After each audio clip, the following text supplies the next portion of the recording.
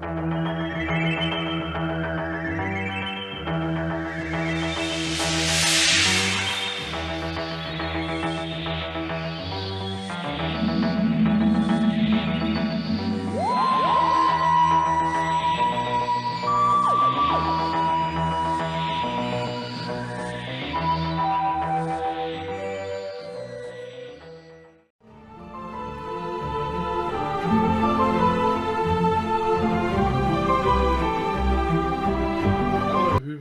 welcome to my review of Doctor Who, The Dominators, starring Patrick Troughton as the second Doctor.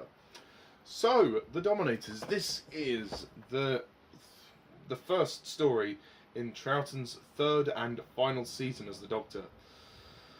So, and it began the sixth season of Doctor Who. Okay, so, the plot of The Dominators is when two belligerent Dominators and their robotic servants, Quarks, land on the peaceful planet Dulcis, planning to drop a radioactive seed into the planet's core to refuel their spaceship. The second Doctor, Jamie, and Zoe must attempt to inspire the pacifist Dalkians to resist. That's essentially the synopsis in brief of this story. Okay, so, the Dominators. Taking everything into consideration, overall, this is not a very good Doctor Who story. I'm sorry. I tried my best, but to get into it, but I just can't. It's severely lacking. I think the biggest problem with this story is that it comes across as a very silly story and a very cheap-looking story. The production design is not as good as it has been in the previous stories, in the previous seasons as well. It looks very cheap, and the effects look very obvious, as do some of the shots. And also just the villains. I mean, the Dominators themselves, they're okay. They're just guys that just shout all the time. They just go around shouting at people and whatnot. They lose their sense of threat after a while. But worse than that is the Quarks. The Quarks are just ridiculous. I basically see the Quarks. I mean, in terms of the look of them, they look like these kind of filing cabinet drawer things, like these bedside tables that you would have, these wooden drawers. And you could open them up, and their arms kind of go out and in. They kind of fold out and in, and they have guns in their arms. And their voices, they've messed with the voices to try and make them sound robotic. And then they've got like 3 spikes on the top of their head, and they've got loads of metal rings on their head as well. It just looks very silly. They just look very silly, and they've got legs that stick out. You can tell they're small guys in those costumes, and it just looks awful. I couldn't help but laugh at them. I just thought they were ridiculous. So they were not very good at all. They really weren't. And, you know, essentially they are stupid as well. They're dumb, you know. They're not exactly threatening. They're midgets. I mean, you know, they're half the size of a normal human being. So, in terms of a physical presence, they pose no threat whatsoever. And when, you know, the voice is...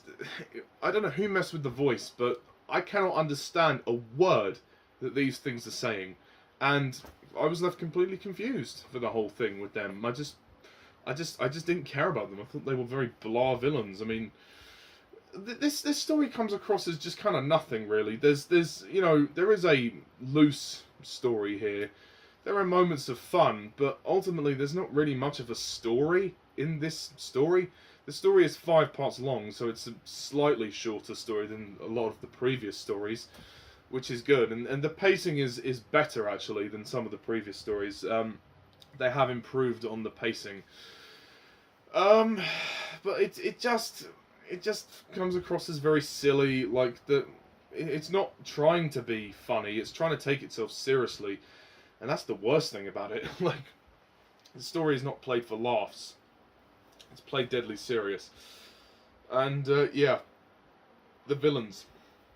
those quarks, they just let it down. And the whole name, Quark, you know, quark is something that I used to put on my toast every morning.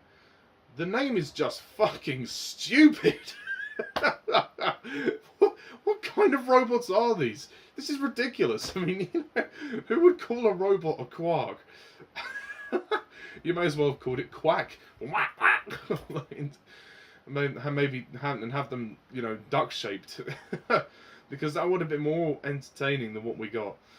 Oh dear, it's just a very silly story. I mean, despite the acting, I think the acting is the best thing in the story. I mean, Patrick Troughton as the Doctor is great. He's very funny, very likeable, very commanding in this story.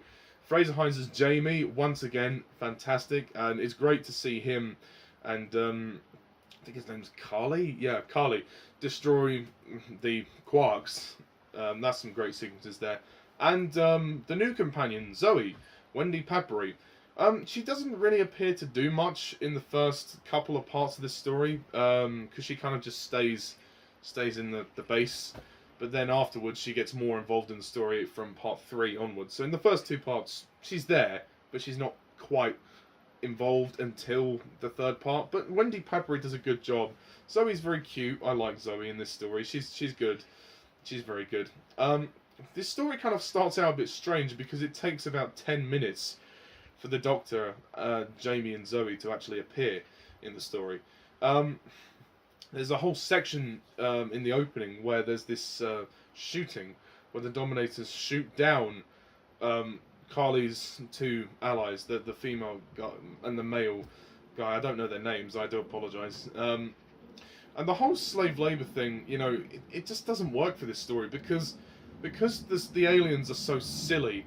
It really just presents a complete lack of stakes. Like, I do not give a fuck what happens in this story. I just didn't care, and the fact that, it's these tiny little quark box alien thingies that are using these people for slave labor, it just doesn't work. It just comes off as a really strange idea, and the execution of that idea just does not work. I mean, I would rather them, have the Dominators look like the Quarks, but, much taller. I think if they were just taller beings, because the heads look scary, the heads look quite cool, but the rest of it looks silly. And the voices as well, they do not work at all. And, that, ultimately the story is just kind of pointless to watch. There's really nothing in this story to watch. It certainly has its fun moments, some explosive moments, and the ending of the story is quite good. But it's really a story that's not remarkable. It's a very mediocre story. It takes itself too seriously because the aliens look ridiculous, to be honest. But yeah, yeah. And as for the 2 Dominators, Rago, who just wants to, drill through the planet crust. He's pretty cool. Whereas Toba is kind of the more rational one. Well, I say that, but he's worried about the aggression from the natives, who want to eliminate them.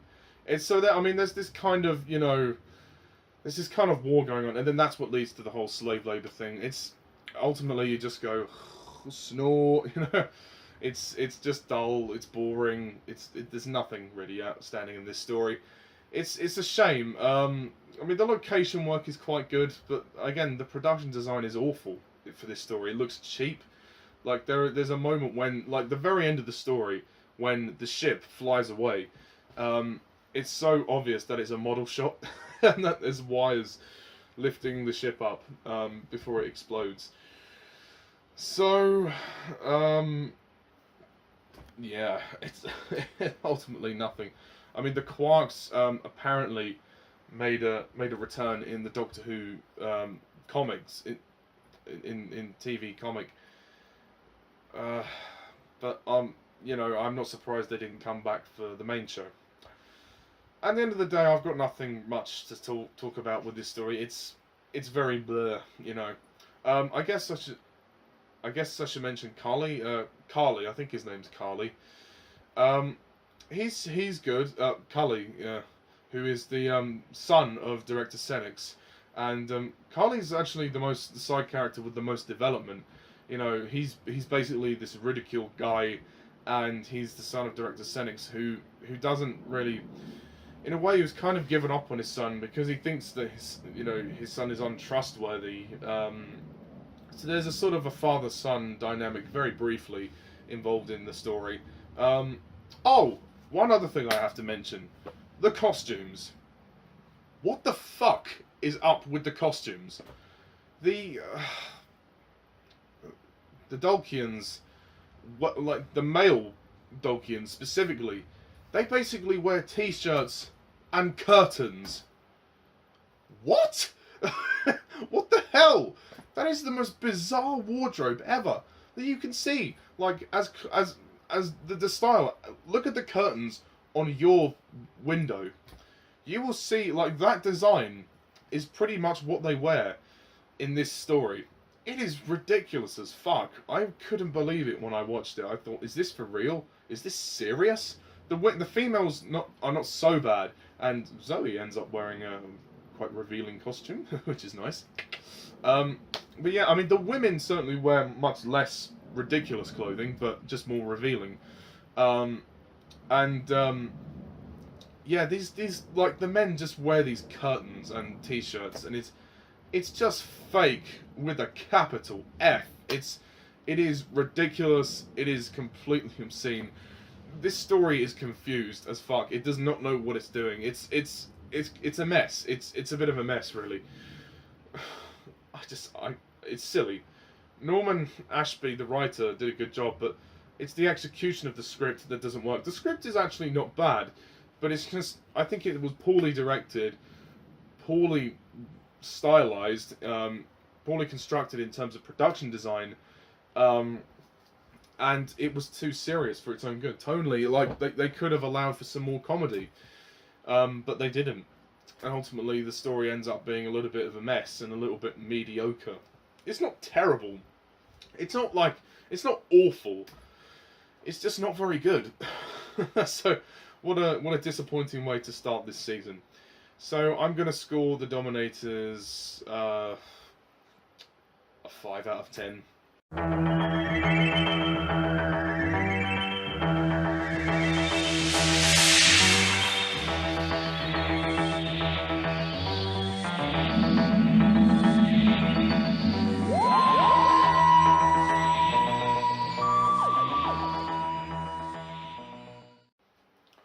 Yeah, not very good. But I've heard that the next story is much better, so I'm looking forward to that. So stay tuned next time, folks, for The Mind Robber. As William Hartnell would say. Yes, which is the second story of this season. So, and apparently it survives. Yay! Thank fuck. And thankfully, all of this story, this one here, The Dominators, all of that survives. Thank fuck. Thank fuck. So, yes, that is that. My review of The Dominators. Please leave a comment down below. What did you think? Do you agree? Do you disagree? Stay tuned for my review of The Mind Robber, coming very soon as we approach the end of Troughton's era. We are on our way to the end of Patrick Troughton's era and the end of Black and White Doctor Who. Yay! So, until next time, folks, thank you all for watching, and as always, I'm Mr. Tyler11. See ya.